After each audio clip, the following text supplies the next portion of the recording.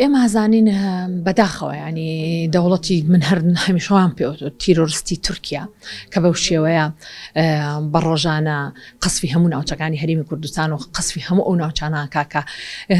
ئەزانین کە کورد یاخود گەریلا هاتۆتە ئەو جێگەی هەتاکو تیا نیشتە جێبێ لە بەرەوەی لە ناو وڵاتەکەی خۆیان کە ناوی وڵاتی تورکیا بەداخەوە کە نان و ئاوی لێ بڕاو بە زمانی خۆی نەیتوانی و قسە بکە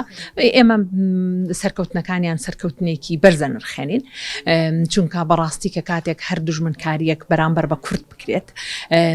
کوڕێکی کورد لە هەر جێگەیەکا شەهید ببێ ئەوە ئیتر ئێمە هەمومان شەهید بوونی ئەو بە شەهید بوونی خۆم کوڕی خۆماندانین لەبەرەوە دەوڵەتی تورکیا بێ باشەوە بزانێ کە ئەوەندە ئاسان تێنەگا لە پێشمەرگە و لەگەری لای کورد ئەوان زۆر بە ئازا و زۆر بەتوانە و زۆر بە ڕۆحەوە دیفاع لە خاکەکەی خۆیانەکەن. ئێمە هەمیشەوەمان و تۆمانە پێشمەرگە بێ گەریلا بێ کورد بێ لە هەر جێگایەک بێ